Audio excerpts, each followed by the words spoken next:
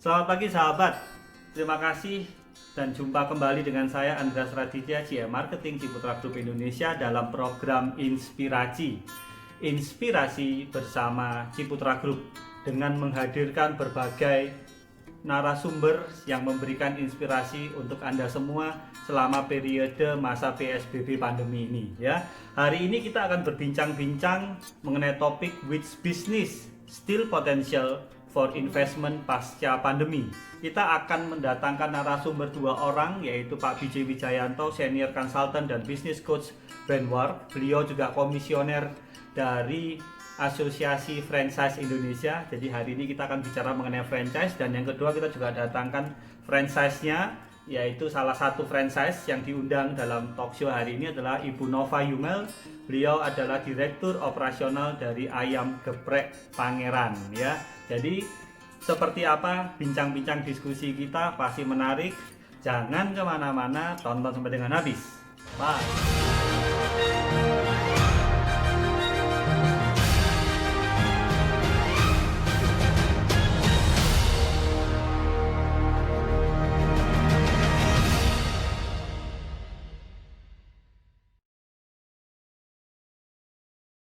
Oke, selamat pagi rekan-rekan semuanya. Saya BJ Wijayanto, ya, konsultan business development sebetulnya. Ya, di dalamnya tidak hanya franchise. Kalau udah franchise sebenarnya ya, saya lebih banyak fokus di bagaimana pengendalian operasional, jadi manajemen franchise lah. Dan itu tidak hanya bisnis franchise ya. Seperti klien-klien saya juga ada banyak yang bukan franchise, tapi mereka pasti punya jaringan. Yang pertama adalah ini untuk review dulu. Jadi franchise itu apa? Jadi franchise itu kira-kira begini ini. Saya pakai brand yang sudah kita kenal semua saja ya. Ini adalah salah satu restoran, salah satu brand ya. Tentu saja dimiliki oleh seseorang. Kita akan membuat yang sama, membuat sama, brandnya sama, semuanya sama, memiliki. Ketika kita buka, kemungkinannya akan ramai, sama dengan yang aslinya di sini ya, sama dengan aslinya, tentu akan ramai. Tetapi ya, ketika ramai, itu apa yang terjadi? Ya, itu akan disegel polisi, karena ini katanya melanggar kepemilikan haki ya. Tidak boleh seperti itu ya, bahwa kita sebagai pemilik yang tiruannya itu menjadi legal, outlet aslinya itu adalah franchisor atau pemberi waralaba, dan pemilik atau pembuka tiruannya itu disebut dengan franchisee atau penerima waralaba. Yang lain-lain pemilik cabang di mana dia adalah franchisee. Nah, kira-kira itu. Nah sekarang mungkin supaya ini adalah franchise. Nah, franchise adalah jaringan bisnis yang ada jaringan berinteraksi langsung dengan konsumen. Siapa yang potensial? Jadi kalau ini flashback pandemi itu kira-kira kan seperti ini. Tidak terasa kita sudah bersama dengan COVID-19 ini sudah 6 bulan ya. Yeah. Tapi di Indonesia mungkin kita mengalami sejak bulan Februari, pertengahan atau akhir Februari gitu ya. Nah, jadi kira-kira sudah 3,5 bulan ternyata ya. Nah, jadi masyarakat menjaga kebersihan dan mengonsumsi produk-produk yang diyakini itu tidak menghentikan atau mengurangi ya, kalau bisa menghentikan ya, aktivitas sosial yang berinteraksi dengan orang pilih-pilih untuk spending. Nah, ini adalah sebetulnya hanya 3 imbas. Dan mereka melakukan penghematan operasional. Yang terakhir ya, itu kemudian sebagai logika bisnisnya, kalau katakanlah volume produksi menurun, maka dampak ya yang paling terdampak. Yang pertama adalah pariwisata. Ya. Jadi orang tidak melakukan kunjungan wisata, bepergian yang tidak penting ya, sehingga yang wisata ya, itu tidak bisa jualan. Ya. Jadi kafe, restoran, orang makan semuanya orang tidak mau kontak langsung, ya, tidak menghindari bersentuhan langsung. Misalnya pijat, refleksi, salon kecantikan, barbershop itu juga retail di sini. Ini terutama yang tidak barang yang tidak esensial, aparel ya, gadget, fashion, elektronik, otomotif secara umum yang bisa diinvest. Jadi saya melihat ada dua subsektor yang masih memungkinkan untuk bisa diinvestasi. Yang pertama adalah kuliner, restoran, kafe, food island, gerai, ya.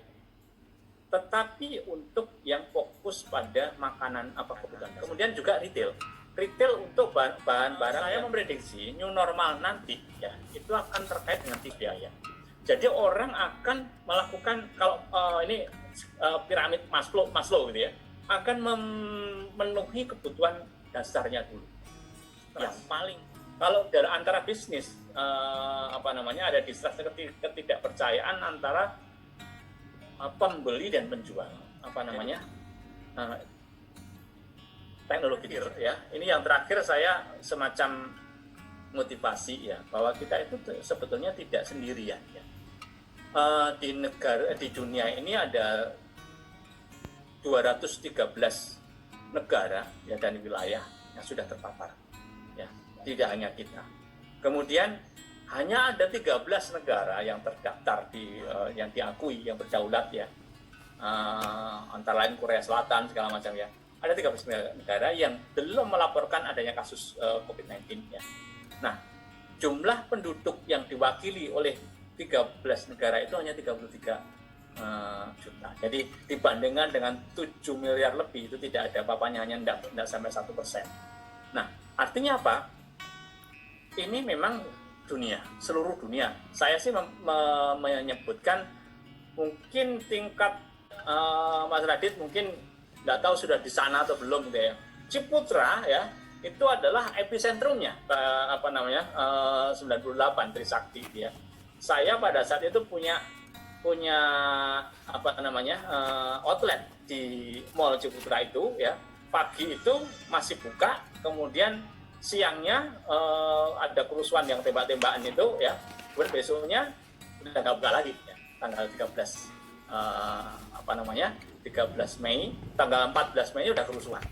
Nah, bedanya apa dibandingkan itu, ya? Saya rasa investasi bagaimana, ya? Saya percaya, ya, bahwa lebih baik. Kenapa? Pada tahun 98 investornya itu lari. Mereka yang punya modal itu lari. Jadi untuk menyelamatkan dirinya, keselamatan dirinya, keluarganya, ya, dan asalnya mereka keluar dari Indonesia. Kalau saat ini 2020, maka mereka tidak akan keluar. Ya, mereka justru tetap merasa aman di sini. Kemudian bagaimana dengan modal, ya? Modal tidak pergi, ya. Pada saat itu orang yang punya hutang dolar, ya, kemudian rupiahnya ada habis untuk membayar, karena berlipat kali, misalnya 4-5 kali secara rupiah yang harus dibayar. Saat ini tidak, ya. Modalnya tidak lari, modalnya tetap ada. Jadi orangnya yang punya modal ada, modalnya pun ada. Sehingga suatu saat itu akan dibutuhkan untuk investasi, mereka akan investasi. Investor tidak mungkin akan berhenti investasi, ya. Apapun yang dipandang potensial, mereka akan taruh modalnya di situ. Nah, bagaimana dengan ketahanan masyarakat terhadap daya beli, ya? Kalau tahun 98, ya, itu yang banyak adalah kebencian, ras, dibakar, ya, perkosa, segala macam lagi, ya. Di perumahan saya itu ada pembagian nasi buka puasa, ya, untuk ojol, para security akan recover lebih cepat atau jauh lebih cepat daripada itu.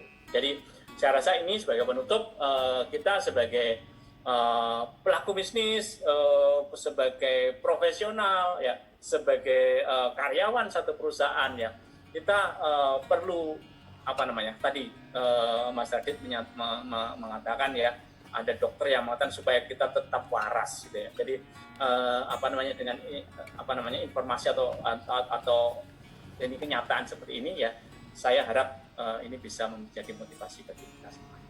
Saya rasa itu, saya Biji Wijayanto ya, terima kasih atas sudah mendengarkan sharing saya. Begitu. Baik, Pak Biji, thank you, terima kasih banyak. Memang kalau lihat dari materi ini, endingnya nih yang saya suka nih ya. Memang kalau dibandingkan dengan 98 sih sebenarnya ya kita di sini pada posisi yang tidak terlalu khawatir gitu ya. Kalau lihat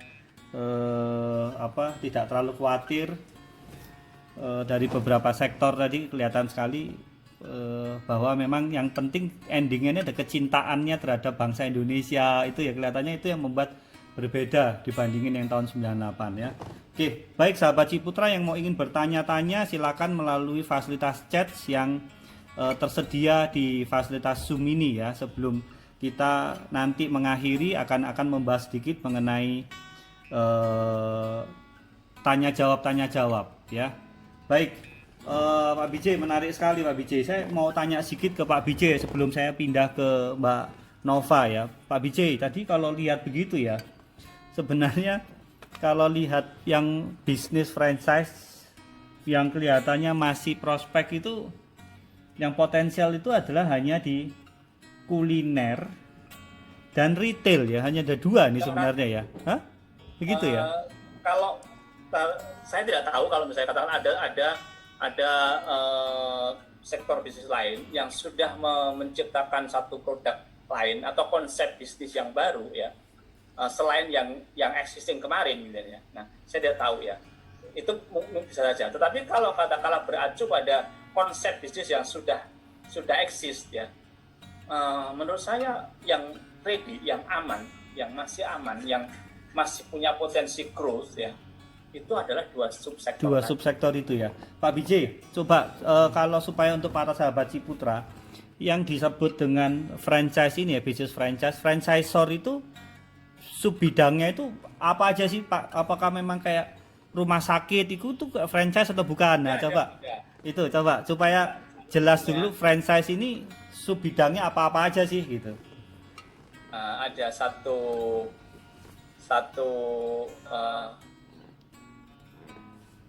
kuliner, memang kuliner paling utama ya. Yang kedua itu adalah retail, ketiga itu pendidikan, yang keempat itu adalah personal care ya, perawatan diri lah. Kemudian yang berikutnya itu adalah house care ya, laundry ya, cleaning service ya, pembersihan AC ya, itu ya. Kemudian bisnis ya, bisnis service ya, traveling ya, percetakan segala macam itu ya. Kesehatan ya, otomotif ya, ada 9, ada sekitar 9 sektor di dalam franchise itu. Tetapi di Indonesia dan di seluruh dunia ya, nomor 1, 2, 3-nya sama. 1 kuliner, kedua itu retail, ketiga pendidikan. Pendidikan. 3 brand ini, 3 sektor ini jumlah brandnya itu sudah lebih dari 50%. Di Indonesia malah lebih dari 70%. Oh, oke. 70%-nya Indonesia itu kuliner. Pak Bijay ya, ini sekedar info-info sedikit saja. Syarat-syarat dia ini mampu dianggap dia sebagai franchise ini apa ya? Secara mudahnya ya Pak Bijay ya. Jadi begini, kalau katakan ada orang mempunyai bisnis ya, yang mempunyai outlet berinteraksi consumers ya, bukan konsumen dari B2C ya, itu pasti bisa. Jadi kalau bisnis itu punya outlet, kemudian outletnya itu bertransaksi langsung dengan consumers ya, itu pasti bisa di franchise-kan. Ayamnya juga nggak kecil-kecil gitu. Jadi orang-orang yang punya budget saat ini terbatas, dengan makan di tempat kita mereka udah cukup kenyang. bukan cukup lagi ya, udah kenyang banget gitu. Nasinya sepuasnya. Nasi sepuasnya. Cuman memang dengan kondisi pandemi sekarang, kita dulu ngambil sendiri tuh nasinya. Nah, selama pandemi ini karena tidak ada social distancing, jadi dan physical distancing, kita ngambilin, tapi bebas, mereka mau segunung nasinya itu bebas. Oh, buset deh. 15.000 ya. Oh, ini Pak Yes. main sambel kali. Sambel juga Sambel. banyak. Hah? Sambal nggak bayar, 15.000 udah plus sambal. Iya, sambelnya pedes Nasi gitu. sepuasnya. Iya, lalapan sepuasnya. Lalapan semua. Oh, buset Sebagai ya. perbandingan tadi ini. Iya, Pak Biji. Mbak Nova kan punya brand yang lain, Yagami. Nah, kalau Yagami agak berbeda nanti responnya kan ya. Betul. Yagami lebih ke lifestyle, jadi orang makan suki-sukian, makan ramen ya Mas ya. Nah, itu kalau di masa sekarang ini itu memang jeblok sejeblok-jebloknya sih. Gitu. Begitu ya. Beda dengan yang ayam geprek, karena orang merasa itu kebutuhan mereka untuk makan dengan harga yang terjangkau, itu membuat mereka ya udah datang lagi, beli lagi. Tapi Pak Biji, kalau lihat kondisi begini ini kan hanya temporary aja, kayak misalnya tadi jeblok sejeblok-jebloknya. Tapi kan ini kalau buat pemilik bisnis kan ini repot nih kalau begini ya. Apakah Pak BJ ini cuman periode 3 bulan, 4 bulan, 5 bulan pandemi, atau memang ini new normalnya akan demikian ya? Begini, kalau saya memperkirakan ya, karena new normal semuanya kan itu masih prediksi semuanya. Jadi berangkat dari tadi kebutuhannya. Tetapi kan misalnya orang mau ngajak keluarga untuk entertaining, mengajak relasi untuk ngobrol bersama sambil makan, itu kan sebenarnya tidak hilang. Iya. Tapi bagaimana itu bisa diakomodasi oleh pelaku bisnis ya. Jadi konsumennya itu berubah ya. Di ujungnya yang komoditi tidak berubah. Tambang tetap, pertanian akan tetap gitu ya. Nah, hanya dari hulu ini ke hilirnya itu lewat seperti apa, melalui cara seperti apa, itu yang kita sama-sama belum tahu saat ini. Franchisee mengelola sendiri. Franchisee mengelola, iya. Suka dukanya kalau pada saat itu memang kadang-kadang ada ketidaksesuaian SOP yang dijalankan gitu. Jadi itu yang problem utama sih sebenarnya gitu. Kita sudah membuat SOP dengan benar sehingga semua bisa sama rasa dan kualitas gitu, tapi ternyata dijalankannya tidak seperti itu. Terus kontrolnya juga dari mereka kadang ada yang kurang oke gitu, jadi dilepas ke pegawai saja. Nah, jadi kualitasnya bisa berubah berbeda-beda jadinya ya. Betul. Jadi akhirnya kualitasnya jadi tidak sama dengan yang harusnya di franchiser yang kelola. Iya, oke. Seperti itu, Mas. Iya, oke. Baik, mungkin Pak BJ ada juga pertanyaan untuk Mbak Nova untuk memberi inspirasi kepada sahabat Ciputra yang menonton, Pak BJ mungkin? Ya, jadi begini. Mungkin Mbak Nova masih ingat juga ya. Kalau di dalam franchise ya, model franchising yang dikelola oleh franchisee itu adalah saya menyebut sebagai satu franchise yang tidak ideal, dan itu sebetulnya sangat berbahaya. Nah, jadi kenapa? Apakah itu tidak boleh dilakukan? Boleh ya. Kenapa di Jepang, di China, di Taiwan mereka jalan seperti itu bisa ya. Jadi gini, untuk di Indonesia belum banyak orang yang paham bahwa mengelola jaringan bisnis outlet itu sama sekali totally berbeda dengan mengelola outlet. Ya. Jadi tadi Mbak Nova menyampaikan ya, kontrol ya. Kalau mengelola outlet ya, itu apa yang terjadi di outlet saja ya. Tetapi kontrolnya bagaimana?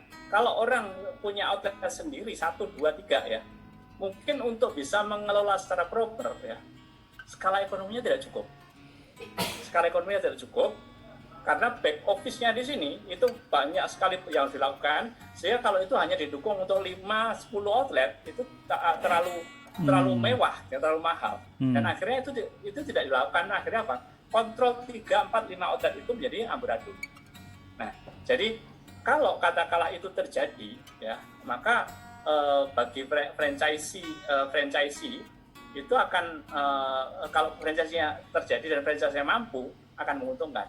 Tetapi kalau katakanlah franchisor-nya ya tidak bisa mengendalikan itu, tidak bisa memberikan itu, maka franchise-nya akan lepas semuanya, merasa ini sendiri. Nah, dengan apa yang dilakukan oleh ayam geprek ini ya, saya rasa dulu saya kasih warning, hati-hati di belakangnya. Karena kalau belakangnya berantakan ya, maka franchise-nya, investornya ya, itu akan demanding, akan nuntut ke franchisor ya. Nah, disitulah ini sampai saat ini saya belum pernah melihat di Indonesia ada jaringan outlet franchise ya yang baru mulai di tahun 2000 ke atas ya. Jadi jaringan restoran yang baru mulai 2000 ke atas, mulai di-franchise-kan 2000 ke atas ya, yang sukses sampai sekarang. Kenapa ya? Silakan Mbak Nova. Ya, jadi begitu kita 1 sampai 10 cabang under manajemen itu terasa mudah ya, bukan mudah dalam artian gimana gitu ya. Back office tidak terlalu banyak karena hanya 10 cabang. Nah, begitu kita udah menginjak 20, itu mulai keteteran awalnya. Nah, jadi semua merasa butuh ini kurang nih, tambah lagi di back office, tambah lagi di back office, tambah lagi di back office. Akhirnya kondisinya tetap tidak terkontrol, tetapi beban operasional di office itu semakin besar. Nah, itu yang kelemahan dari konsep yang under manajemennya Coach ya. Kalau yang franchisee kita kontrol tapi tidak memegang kontrol secara penuh, sehingga tidak butuh back office yang terlalu banyak. Nah, ini yang membuat harus berhati-hati juga kalau ada yang menjalankan dengan under management, harus efektif dan efisien dalam mengelola back office-nya. Seperti itu, Mas. Jadi memang ada dua konsep ya. Pertanyaan dari saya untuk Mbak Nova. Ya. Salah satunya ya, saya kemarin wawancara dengan sekitar 30-an pelaku pemilik jaringan gitu ya. Nah, salah satunya misalnya di masa pandemik ini, kira-kira apa sih yang harus disacrifice atau katakanlah tekanan seperti apa yang dialami oleh franchisor dalam kaitannya dengan tadi head office segala macam. Betul. Tekanan dalam merumahkan SDM Coach. Di satu sisi karena omset turun, kita harus berpikir kritis bahwa ini harus diselamatkan, bisnisnya harus diselamatkan. Nah, kalau dengan tetap mempertahankan, berarti bisnis ini bisa jadi kolaps nanti, karena kita harus membayar semua karyawan yang ada dengan omset yang jauh turunnya dari yang sebelumnya. Nah, dari sini tekanan yang paling besar yang kami rasakan, kami harus merumahkan sementara beberapa karyawan termasuk back office dan juga di outlet, atau kita bikin mensiasatinya tidak merumahkan secara full tapi on off sistem kerjanya. Jadi hari ini on, besok mereka tidak masuk. Gitu. Alhasil mereka yang tadinya gajinya full sekarang menjadi setengahnya. Paling tidak mereka tetap ada gaji, dalam bayangan saya tetap bisa hidup untuk makan dulu. Sampai kondisinya nanti kita sudah kembali normal, mereka dipanggil balik kembali dan kita seperti semula, seperti itu. Iya, Mbak Nova, ini sekaligus ya memang itu adalah kita berjuang untuk bagaimana we survive gitu ya. Nah, ini kebetulan ada pertanyaan dari Pak Irwan Hasiholan untuk Bu Nova Yumel. Tadi bagaimana cara membangun bisnis ayam geprek Pangerannya dari nol? Adakah strategi bagaimana cara mengelola bisnis secara online di tengah pandemi ini agar tetap bisa survive? Misalnya melakukan iklan, berbayar, atau dengan media sosial. Jadi ada dua pertanyaan. Membangun bisnisnya dari nol, bagaimana caranya membangun. Dan kedua, strategi bisnis yang secara online tadi. Ini apa yang dilakukan? Silakan Mbak Nova. Oke, yang pertama strategi bisnis, yang pertama tadi bagaimana membangunnya ya dari awal ya.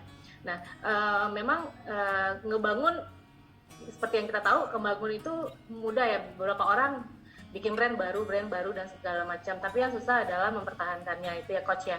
Nah, dari awal karena kita ada pengalaman dari sebelumnya membuat satu restoran gitu. Jadi memang fondasi utamanya dulu yang kita berkembang gitu. Jangan dibalik.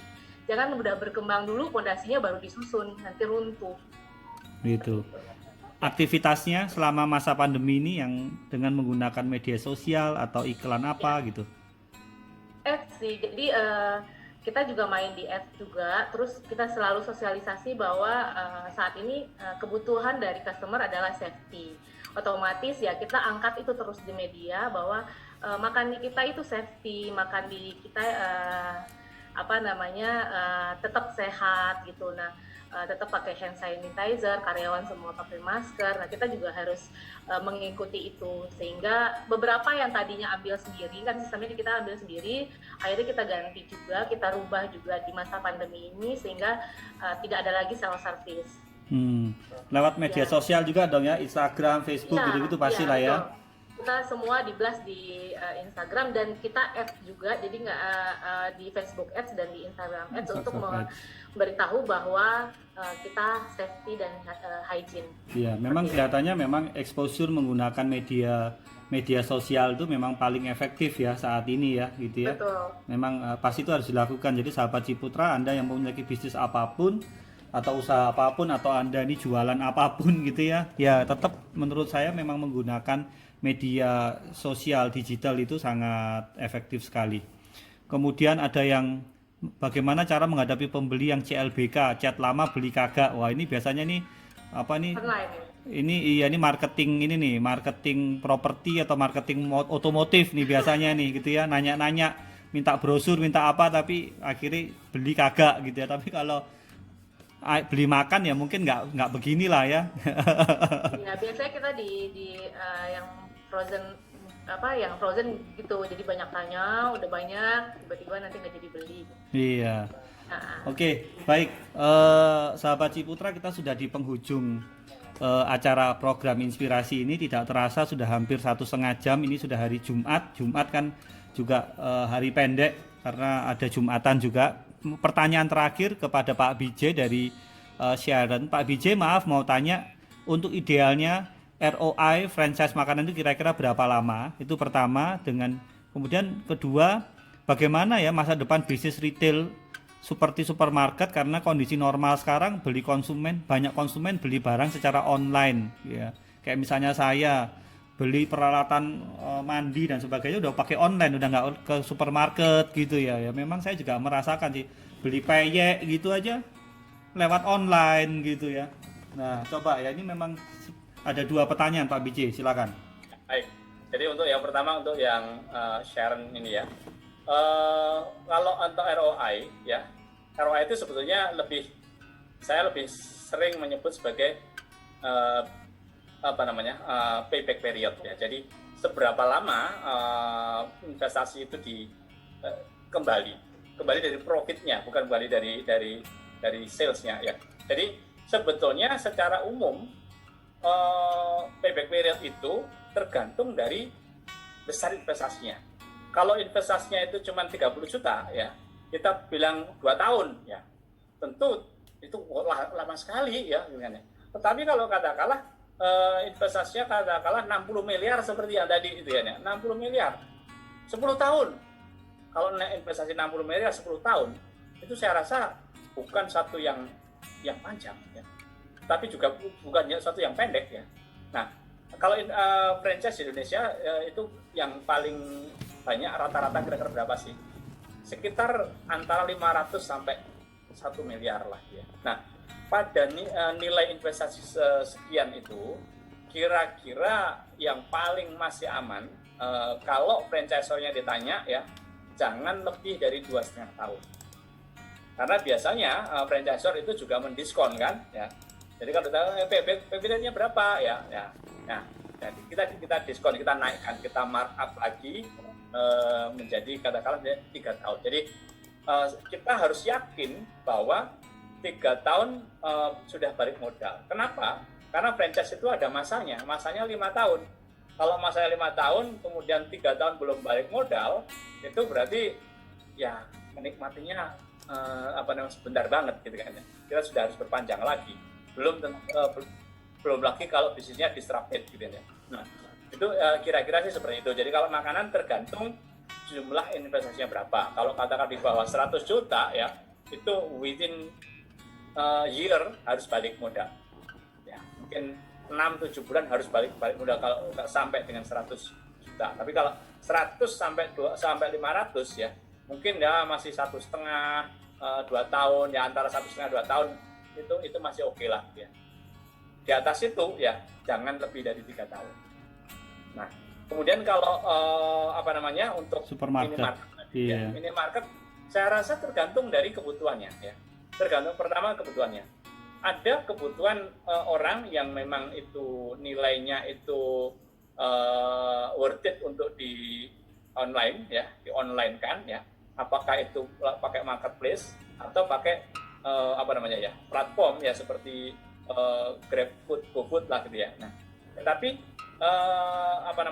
kalau nilainya terlalu rendah ya, ongkos kirim ya, dan markup-nya biasanya penjual juga markup karena nanti aplikasinya kan motong 15% sampai 20% gitu ya. Nah, akhirnya di markup. Nah, kalau nilainya terlalu kecil itu ketika dipotong habis, akhirnya harus markup ya. Kalau pembeliannya kecil sedikit ya, pasti orang juga segen juga ya, banyakkan ongkos kirimnya gitu ya. Nah, tetapi kalau katakanlah dengan marketplace itu murah ya, murah. Nah, tetapi tidak semua makanan bisa di marketplace. Ya, ini adalah untuk prediksi new normal dari perilaku yang ketiga tadi ya.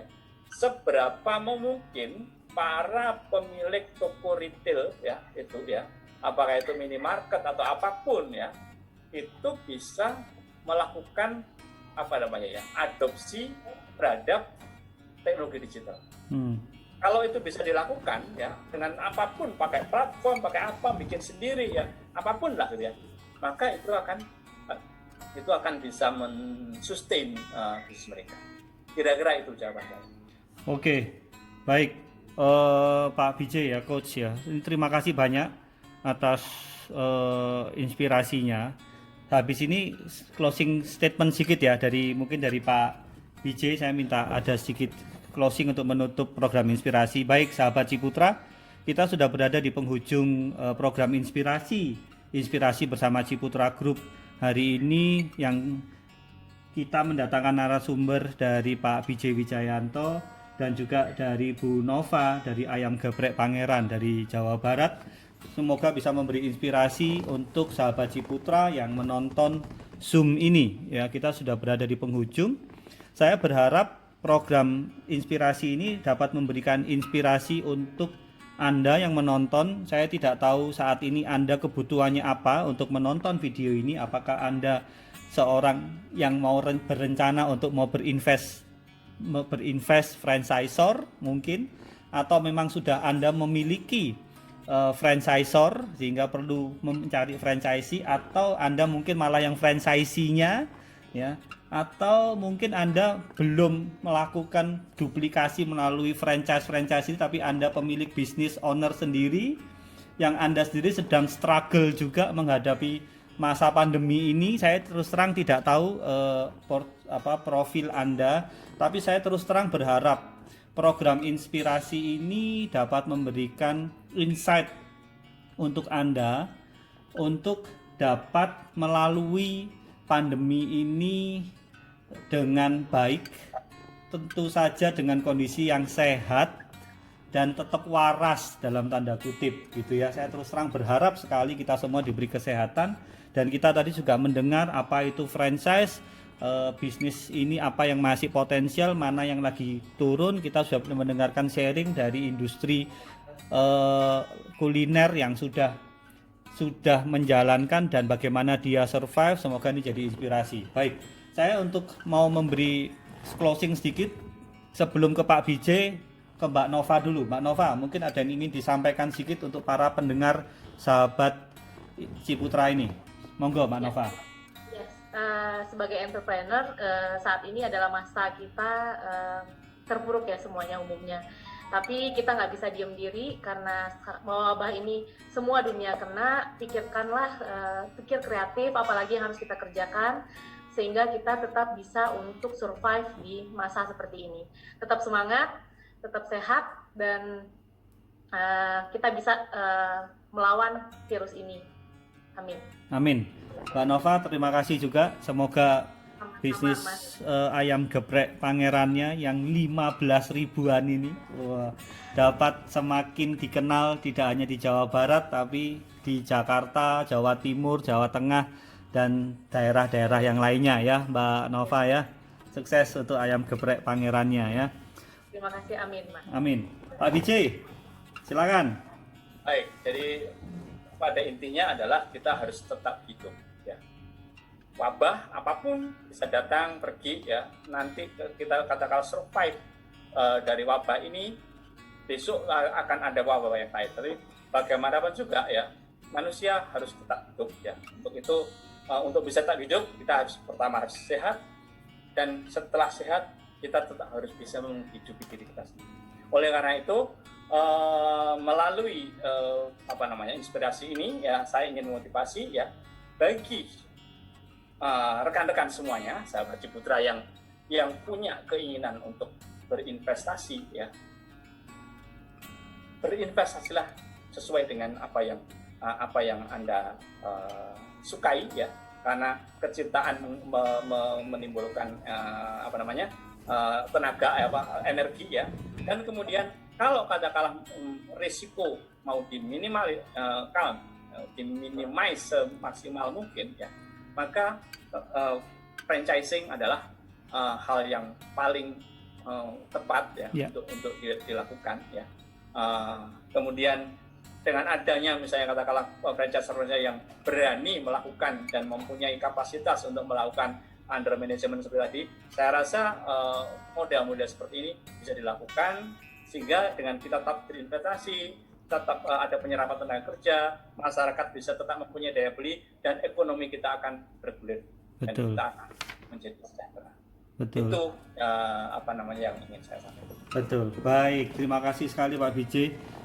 Terima kasih Pak Vijay atas inspirasinya di penutup closing ini, sangat luar biasa sekali. Baik sahabat, senang sekali Anda telah menonton sampai dengan habis video ini, dan saya yakin, saya juga percaya bahwa sahabat mendapatkan inspirasi dari pembicaraan pada program Inspirasi bersama Ciputra Group pada hari ini, membahas mengenai industri franchise.